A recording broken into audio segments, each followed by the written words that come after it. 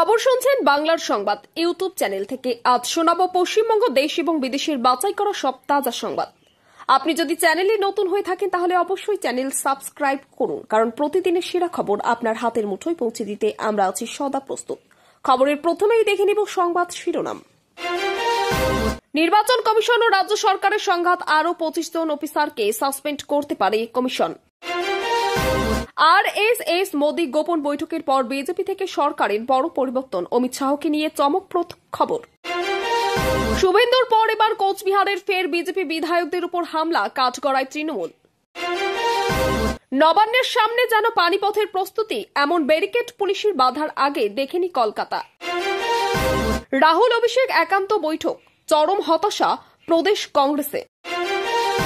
ভয়াবহ রাহুলের ভোট কারচুপির অভিযোগে চাঞ্চল্য। বেঙ্গালুরুতে গ্রাউন্ড জিরো ফ্যাক্ট চেকিং করতে গিয়ে যা জানা গেল, জানলে থরথরিয়ে কাঁপবেন আপনিও। মমতার মন্তব্যের পর নির্বাচন কমিশন কি করবে, সংঘাতের পারদ তুঙ্গে এক ঝলক। নবান্ন অভিযানের আগে খড়গপুর থেকে কি বললেন দিলীপ ঘোষ। সরগরম দিনহাটা, আক্রান্ত কর্মীদের দেখতে গিয়ে আক্রান্ত বিজেপির প্রতিনিধি দল। বিজেপি থেকে মুখ ফেরাচ্ছে জনতা, 2026 বিধানসভা নির্বাচনে কামব্যাক বামেদের ইঙ্গিত সমীক্ষায়। সাঁতরাগাছিতে নবান্ন অভিযানের অস্থায়ী ক্যাম্প তৈরিতে বাধা, পুলিশের সঙ্গে বচসায় শুভেন্দু। রেকর্ড উচ্চতায় সোনার দাম, উৎসবের মশরুমে মাথায় হাত ক্রেতাদের। ভোটার তালিকা সংশোধনের নামে এনআরসি করার চক্রান্ত। এই দেশে বিশ্বের সবচেয়ে বেশি লিভ ইন দম্পতি রয়েছে, ভারতের সংখ্যা দেখলে আপনিও অবাক হবেন। রাখি বন্ধনে ধরা পড়ল রাজনৈতিক সৌজন্যের ছবি, প্রাক্তন সাংসদের হাতে রাখি বাঁধলেন তৃণমূল বিধায়ক। এসআইআর নিয়ে নির্বাচন কমিশনকে তথ্য দিল রাজ্য, এক ঝলক। গভীর রাতে ফোন, বাড়ির বাইরে বেরোতেই পয়েন্ট ব্ল্যাঙ্ক রেঞ্জ থেকে গুলি, রাজ্যে ফের নৃশংস খুন শাসক দলের নেতা। রাজ্যকে না জানিয়েই এসআইআর প্রস্তুতি, রাজ্যের মুখ্য নির্বাচনী আধিকারিককে চিঠি পাঠালো নবান্ন। জোর করে মন্দিরের গর্ভগৃহে প্রবেশ, 2 বিজেপি সাংসদের বিরুদ্ধে দায়ের মামলা। বাঙালি নয় বাংলাদেশিদের নিয়ে কমিশন ঘেরাও করবেন অভিষেক বন্দ্যোপাধ্যায়কে আক্রমণ দিলীপ ঘোষের। রাজপথে আছড়ে পড়বে প্রতিবাদের ঢেউ, ব্যারিকেড ভেঙে নবান্ন অভিযানের হুঙ্কার নির্যাতিতার পরিবার। এতক্ষণ শুনছিলেন সংবাদ শিরোনাম, এবার আসছি বিস্তারিত খবরে।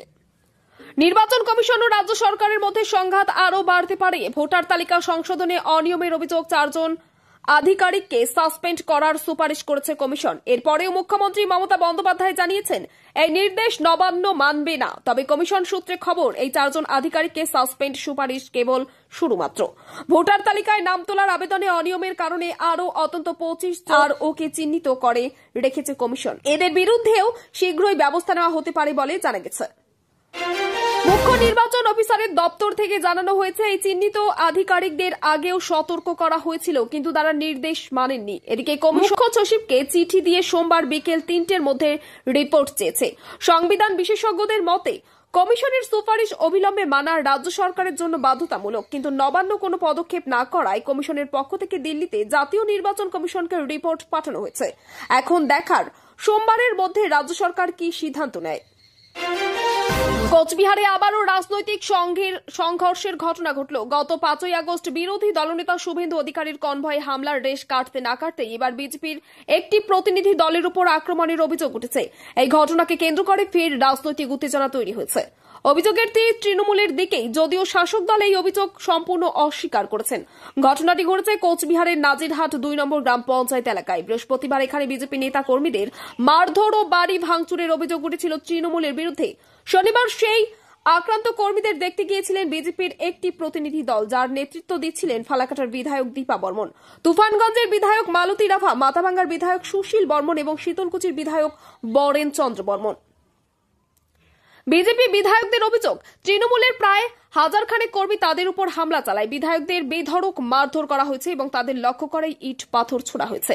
হামলায় 2টি গাড়িও ভাঙচুর করা হয়েছে বলে অভিযোগ। বিধায়ক মালতী রাভা সংবাদ মাধ্যমকে বলেন, আমরা পৌঁছানো মাত্রই তারা ঝাঁপিয়ে পড়ে এবং মারধর শুরু করে। তিনি আরও অভিযোগ করেন, পুলিশ নীরব দর্শকের মতো দাঁড়িয়েছিল এবং কোনো পদক্ষেপ নেয়নি। তৃণমূলের পাল্টা অভিযোগ, অন্যদিকে তৃণমূল বিজেপির বিরুদ্ধে এলাকায় অশান্তি ছড়ানোর অভিযোগ এনেছে। নাজিরহাট 2 নম্বর গ্রাম পঞ্চায়েতের প্রধান পম্পা রায় বর্মন বলেন, বিজেপি শান্ত পরিবেশকে অশান্ত করার চেষ্টা করছে। তিনি দৃঢ়ভাবে দাবি করেন যে তৃণমূলের পক্ষ থেকে কোনো হামলা করা হয়নি। উল্লেখ্য, এই ঘটনার মাত্র কয়েকদিন আগেই কোচবিহারের খাগড়াবাড়িতে শুভেন্দু অধিকারীর কনভয়ে হামলার অভিযোগ উঠেছিল। সেই ঘটনায় পুলিশ দ্রুত হস্তক্ষেপ করায় পরিস্থিতি নিয়ন্ত্রণে আসে। পরপর এই ধরনের ঘটনায় কোচবিহারের রাজনৈতিক পরিস্থিতি আরও জটিল হয়ে উঠেছে।